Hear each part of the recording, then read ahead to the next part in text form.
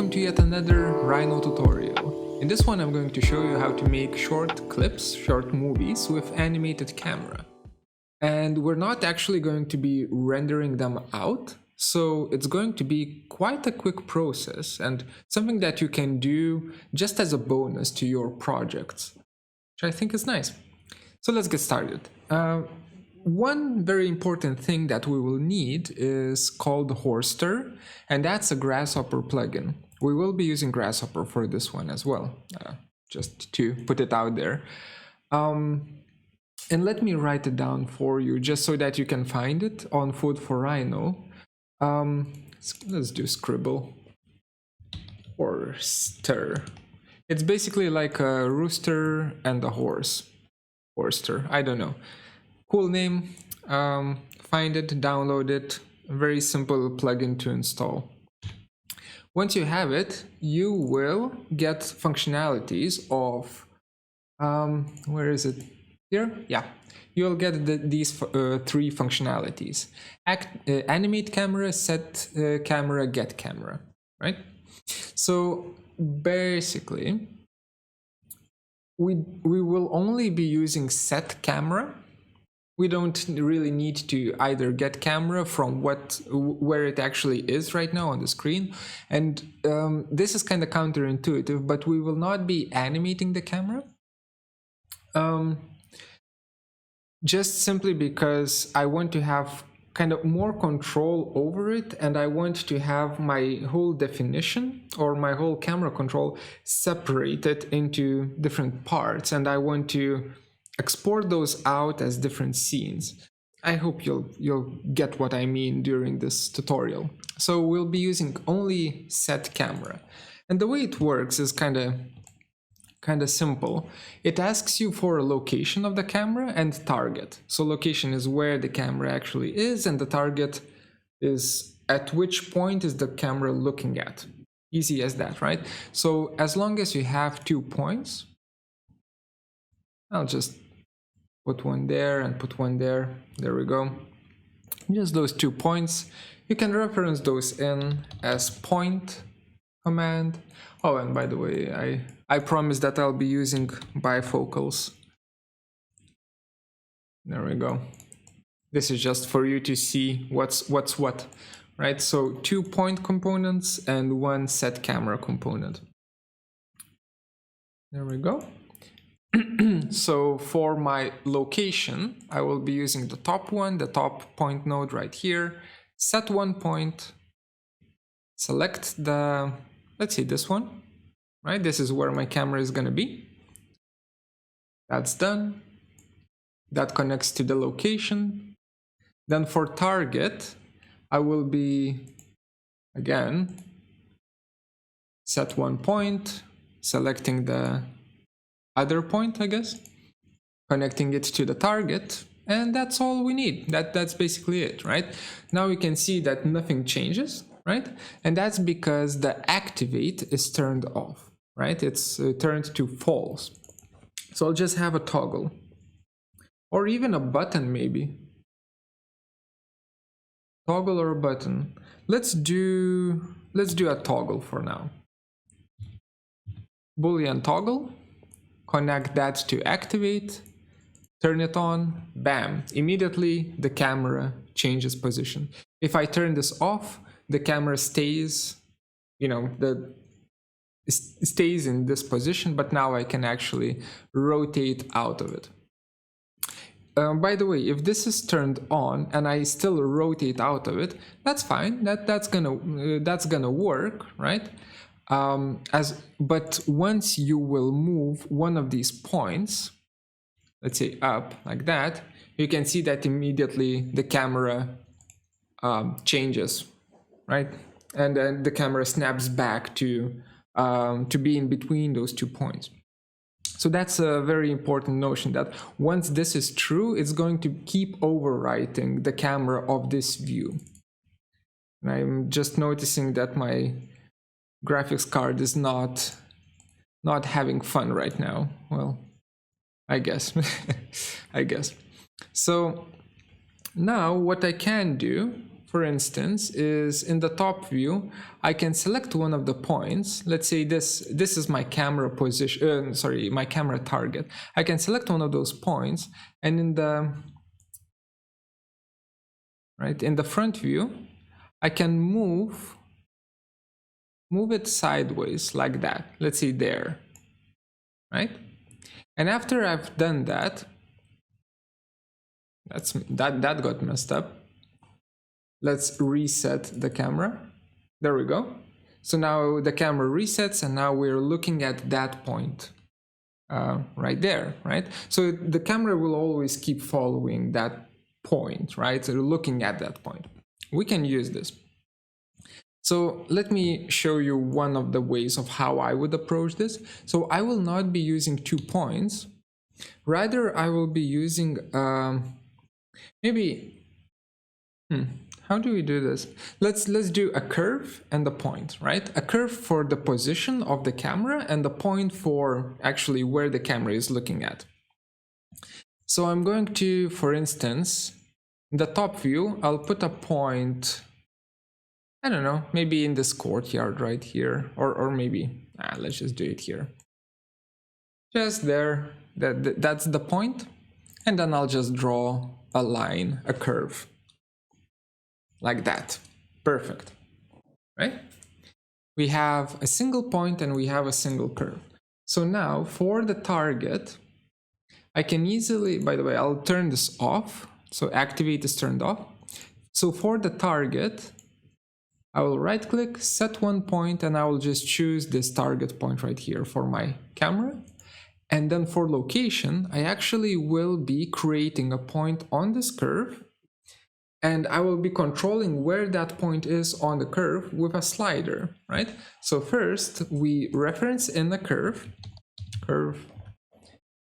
right click, set one curve, click there we go. And then I will be creating a point on that curve. So I will be using evaluate length component, evaluate length.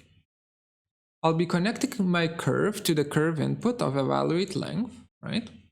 And then for other two, for the length factor, as well as the, is it normalized or not, I will be using, well, the normalized, we like what we get by default, so we will not be changing that. But for the length factor, I need a slider, right? And my slider needs to be, number slider needs to be between 0 and 1. That's because we're dealing with a factor, right? So I'll just create a slider 0.000 ... 1.000. This shortcut is going to create a slider that's between 0 and 1 and has 3 digits after the comma, right? So ... between two numbers. We hit enter and we get the slider. We connect it to our L input right here. And now as I move the slider, you can see that the point moves on the curve. Perfect. So now we can control the camera position by just moving the slider, right? So now this point will go and connect to the point input for the location. Just like that. Bam. Easy. Let's make this nicer. A little bit nicer. Come on, graphics card, you can do it. I believe in you. Oh my god. So much lag. Okay. And then this one goes here. Oh my god, I need a new computer. Definitely need a new computer. Okay. So we're done with that. Now, I'll just make this my active viewport. I'll double click on the activate toggle, like that. And now as I will be moving my slider, you can see that the camera position changes and it's always focusing on the same point. right? That's because while the position of the camera changes, the target of the camera doesn't change, right? So it focuses on the same point. Sure, fine, that works. So now we have kind of a working definition, and this is basically it, right? In terms of the definition complexity, I will be adding a few more things here, but other than that, this is done. One thing that might happen for you is that as you're moving the length slider, the camera barely moves or almost doesn't move. Then what you need to do is you need to normalize, or whatever it's called, reparameterize the C input of the curve evaluate, or curve evaluate length component. So you right click on the C, you choose reparameterize, and now it's gonna work for you. Okay, we have this going, right? Now, since my graphics card is about to vomit, I'm going to do one little thing here and turn off mesh wires.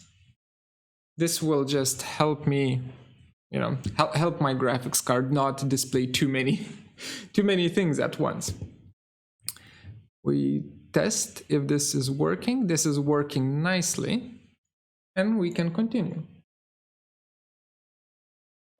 So, what if I want my camera to, or actually, let's find, just give me a second. Let's find camera movement types. Camera movement types, right? There is tilt, dolly, truck, pedestal, establishing shot, and full shot, right? And there are really nice graphics that explain, yeah, there we go, this one right here.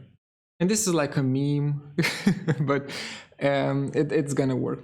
So right now we have panning and dollying, I guess, incorporated into one because our focus point doesn't change, right? But if we want to have like a proper truck or jib, boom, we need to actually be able to move the focal point together with the camera according to the same vector, right?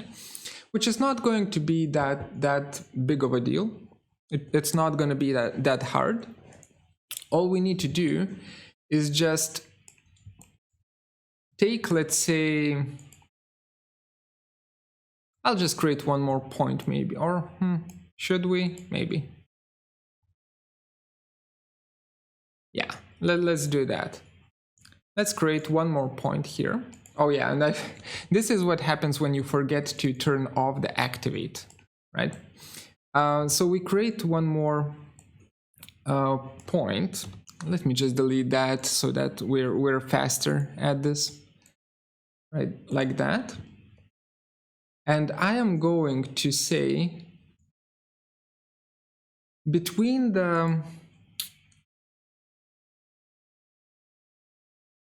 sorry about that, I'm just thinking out loud what's the fastest way to do it. Okay, let's not create a point. Let's create a curve like this, right? Just a line like that. And let's reference in that line CRV as a curve. Set multiple curve, or sorry, set one curve, doesn't matter. Reference it in, now it's inside of Grasshopper, and let's get its endpoints. Endpoints, like that. And now between these endpoints, let's create a vector. Vector to PT, vector between 2 points, from start to end, right? This will basically create a vector that describes a direction at which the camera is looking at. And by the way, this doesn't need to be here. It can be anywhere, right? Like that. This is just going to be our handle for control over what kind of angle the camera has. So we have this vector, and then what I can do is I can use this vector to move the camera position, right? So the camera position point gets moved by this vector like that, and gets just kind of placed in the same direction as the curve has, right? And then it gets used as a target. So now what happens is, as I'm moving my camera, you can see that these 2 points are kind of glued together, right? So the camera position as well as camera direction, or camera focal point, both of them are moving together, right? That's one thing. And another functionality is that if now I take this driving curve and I move it up, for instance, my camera looks up. If I move it down, my camera looks down, right? So I have that kind of control as well, which is neat. Right, so now let me actually move vertical. This point needs to be vertical. There we go. So now let's actually look at how this is gonna work. Before we do it, I will be moving up this curve. There we go.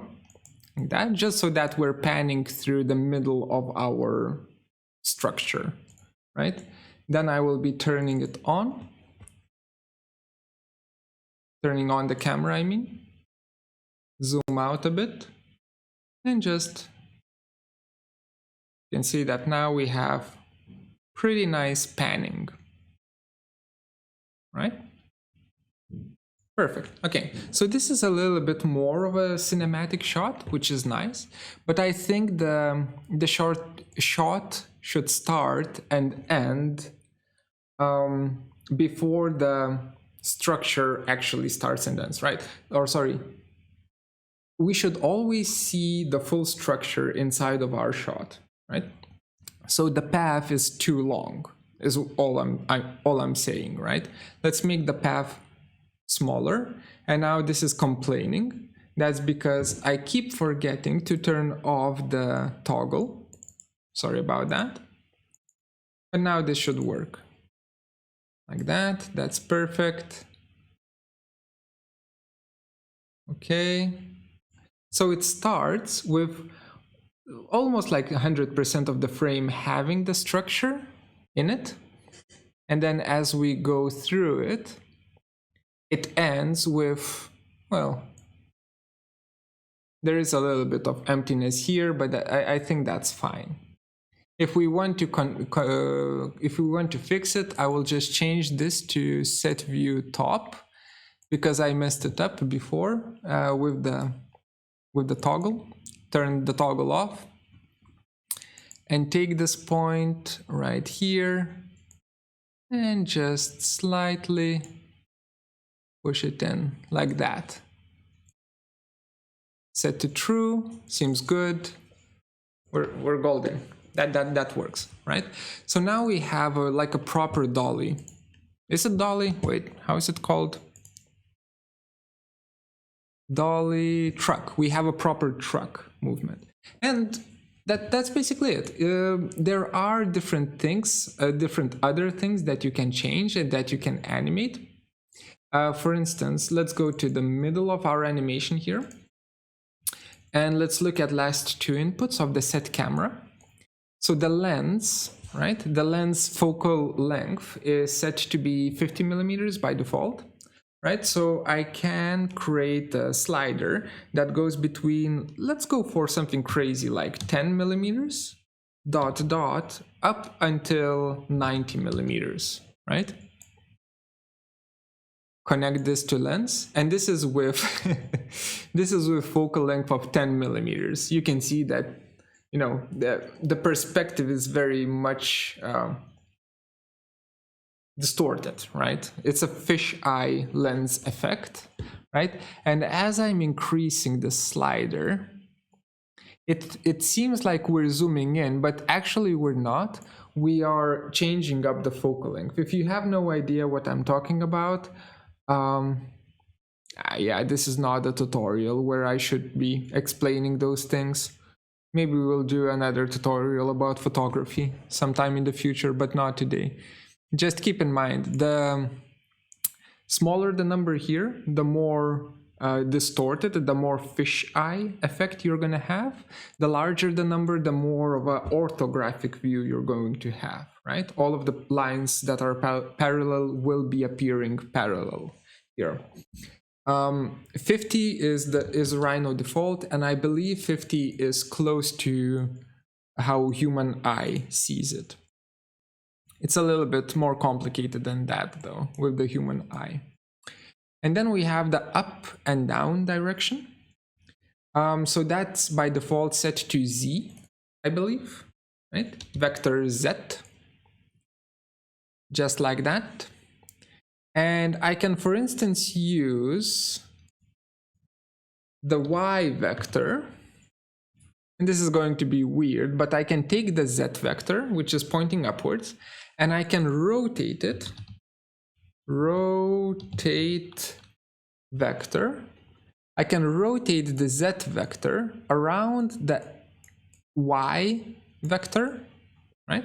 So we basically have an arrow that's pointing upwards, and we have an arrow that's pointing right at our structure, and we're going to be rotating that arrow that's pointing upwards around that arrow that's pointing at our structure right now, right? And the angle is going to be between 0, and 180 degrees.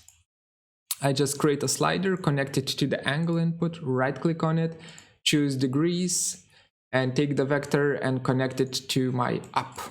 And now, as I'm changing the angle, whee! How fun, how fun, right? So you can do pretty crazy things with this. For instance, you can say that my slider right here that I'm using for the dolly or the truck movement, I can say, actually, can we remap those numbers? Can we remap the slider to something that is between 0 and 180? And I'm not explaining remap at all for you, but this is just to show the possibilities, right? This is not the part, oops, that's the wrong one. This is not the part of the tutorial, let's say it like that. And now as I'm, Jesus Christ, as I am panning the view, or not panning, tracking the view, it's also going to rotate the view up until 180 degrees, right? So it's going to be super weird, right? But cool as well, at least for me. Maybe let's do 90 degrees, a little bit less.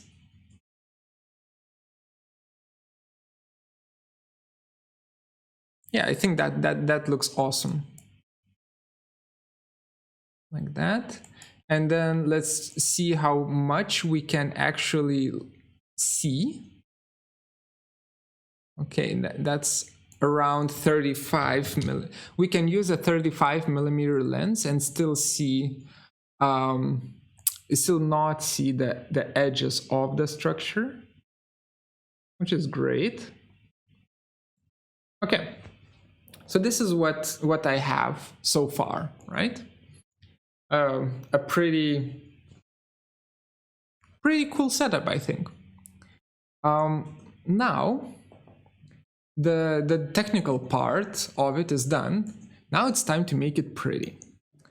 So the style that I'm going to go for is actually from one of my favorite animes, and that's Neon Genesis Evangelion. And they are doing really cool stuff with reds and blacks. In creating these kind of almost silhouette-like cityscapes, which kind of both talk about destruction and rebirth. It's the whole, I could go on the whole spiel about it. But basically this is something close to what I want to get to, right? Well, maybe this one's a bit too freaky. Let's go back. There we go. Something similar to that, right?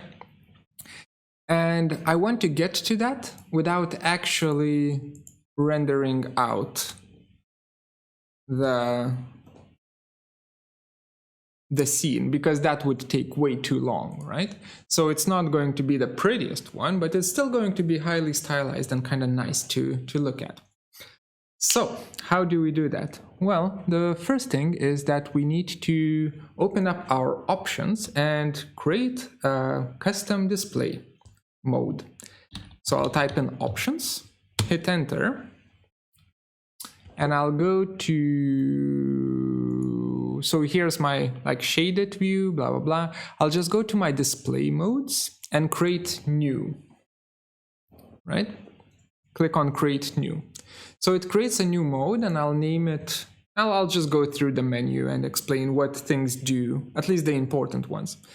I'll rename this to Evangelion red.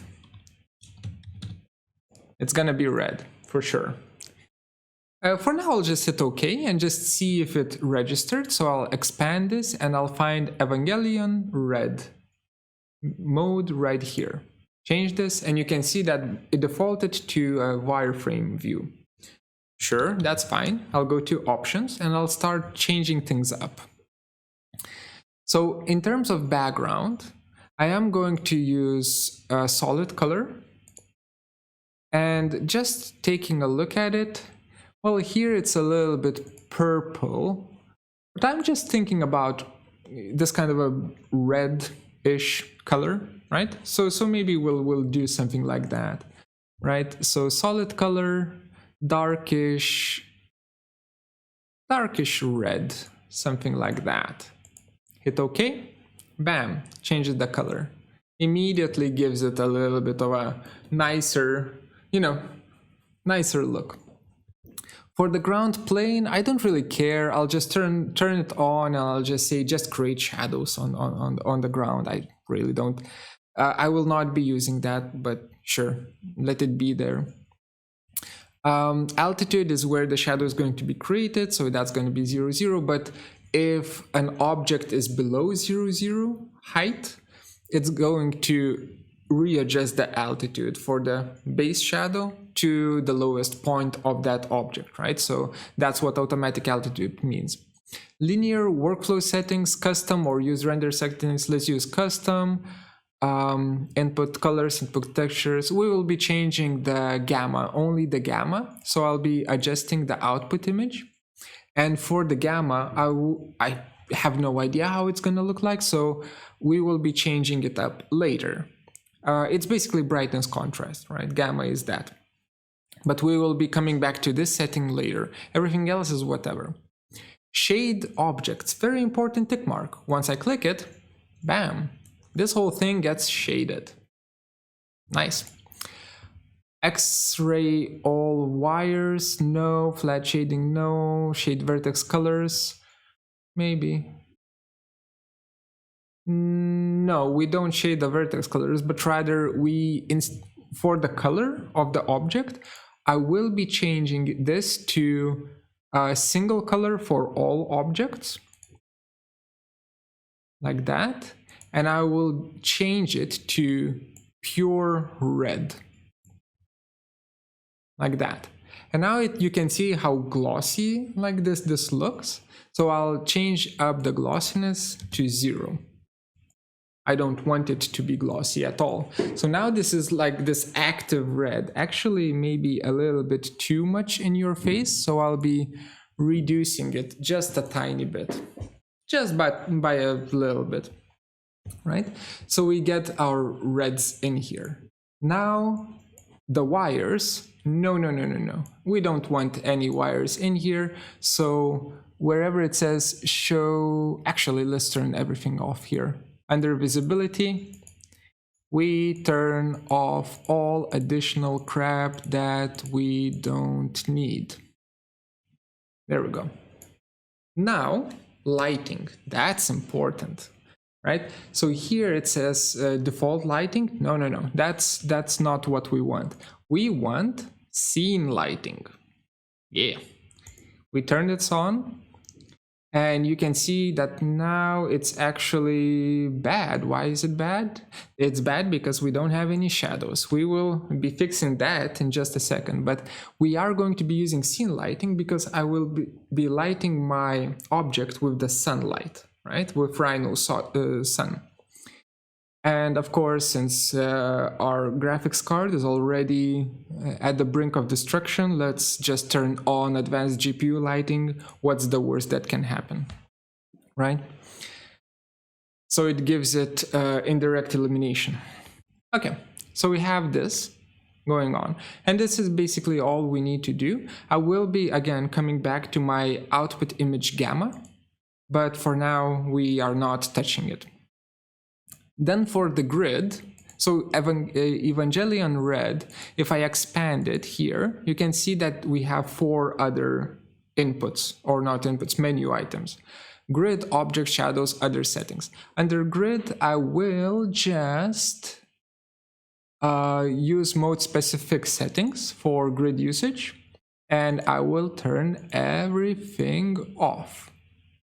Yeah, that's basically it. We just turn the grid completely off. For objects, though, let's see. And whatever. No, we don't care. No. Okay, that's we don't really need to change anything here, right? This is how it treats the selection of the objects. We are not going to be selecting anything. I'll just check the meshes, that's whatever. Yeah, we don't need to do anything with the objects. For shadows, we do need our shadows, so I'm going to be turning those on. And this is immediately going to become a little bit more heavy, a little bit more on the heavy side, but that is fine with us. So now let's start changing things up. Maximum, video memory usage, maximum. We want it to be pretty. Skylight shadow quality, probably highest. Maybe let's have it at the middle. Let's have it right in the middle. Soft edge quality, is it fast or is it slow? God damn, we want it to be hard edged, right? So it can be kind of fast. So we are going for speed in terms of, we are choosing the shadows to be hard so that it looks more cel shaded, and also it helps us with the speed of the display of the preview. Edge blurring, no blurring. The self-shadowing artifacts, completely dirty. We want to get as much of, well, okay, that's not, maybe not completely dirty. Right up until it starts messing up.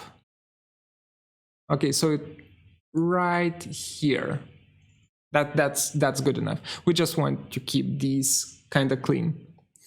Then for transparent objects, we don't have any, so we just say never cast shadows. Camera-based clipping bubble, none. Always use none. Shadow intensity 100%, sure. Yeah, that's basically it, right? We have shadows dialed in and optimized. Final thing, other settings, pipeline, OpenGL, yep, that's the one that we're using. Real-time rendering, we're not using that, so that's set to none. That's perfect. Including view, that's whatever. So we don't need to change other settings. Now I'm gonna come back to Evangelion Red, to the starting, like the main menu of the display. I'll change the gamma to, let me just show you, this is gamma 2, right? And this is gamma 0.5, like that, right? Hope you are getting what I'm putting down, right? You're picking up what I'm putting down, right? Okay, so we're going to go for gamma 0.7, something like that. Because I think this is kind of contrasty enough.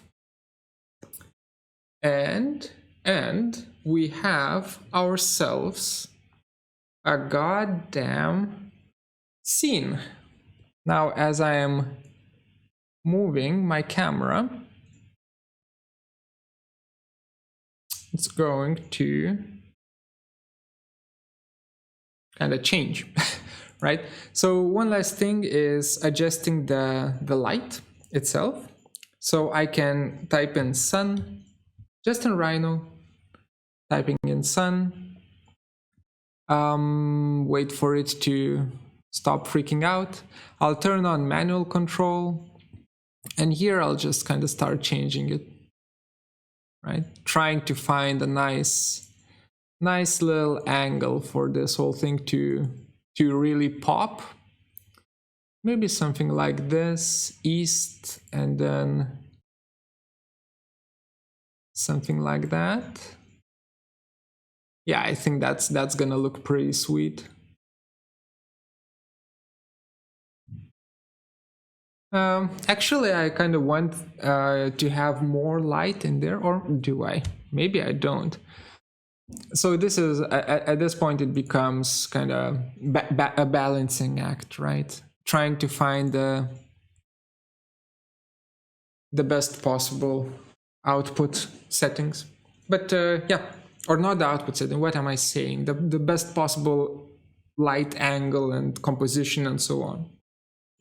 But the principle is this, right? So now, to actually export this, all you need to do is, well, I would definitely create a new folder on my desktop, and I would just say animation 1, right? So that's where my animation is gonna go. And I will select my slider, which controls my camera, right click, animate, choose to animate, wait for it. I'm using JPEG, so you just, to use JPEGs, you just rename your file to JPEG. Here you just choose your resolution, frame count. So 60 frames per second, that would be 10 seconds. So I'm going to maybe do a 5 second, wait, 1, 2, 3, 4, 5, 450. I'll do like 450 frames at 1080p. Browse to find my my folder, hit OK, and then I'll just hit OK here, and it's gonna start. Just like that, just that easy. And you can see how fast it's saving the frames, right? So I'm going to stop the recording just for a bit and let it finish. Okay, so that one's done, and I have it right here. There we go. So I have all of these frames that were rendered out right here, and you can use any kind of a software that you have to stitch those frames into an animation. And also, I believe there is no, there's not. Strange. Before it usually saved an AVI file as well, but yeah, any kind of software will be able to stitch either a GIF or GIF, whatever you call it, or a movie file from these images or frames. The one that I use is called Adobe Premiere, right? But you can also use Adobe After Effects, or if you're more of a free software kind of a guy or gal, then you can use DaVinci Resolve. That one is free and it can do the stitching. The tutorial is not about that, so I'll not be showing that part. I have also investigated a few more variations or things that you can do with the camera. So for instance, you know the Lord of the Rings camera pan where Frodo and his friends are, what was it? I think it was the Wraith Kings, right? That the first time when they saw the Wraith Kings, there was this kind of a really cool effect of the field of view changing. So basically I created a similar thing. So this is like the animation that I did. If I start moving the slider, you can see this whole thing change, right? Wow. So that's achieved by remapping the values of the slider to the lens length millimeters, right? So we start with a 15 millimeter lens and then we end with a 100 millimeter lens. And to compensate for that, our path is actually this one right here. So the narrower the lens field of view is, the further we get away from the object, in this case this wall of sorts, to see the whole wall without actually clipping it, right? So basically our path is away from the wall and our lens length is increasing in millimeters the further we get away, and this creates an effect like so. Wait, let me change this to our Evangelion red. There we go. Much nicer. Whoop. Cool, huh? So that is version, or not version, but variation, another type of camera work that you can do. I'll be rendering this one out as well. And I will be finding a few more places and ways of how I can create videos from this. And I will show it to you at the end of this video. And as per usual, the files that I've done here, that I'm using, are going to be available for the Patreon supporters. So if you would like to support the channel, you will get the files together with that, right? Together with my eternal gratitude. So without any further ado, let's watch the video. And also I say bye. Bye.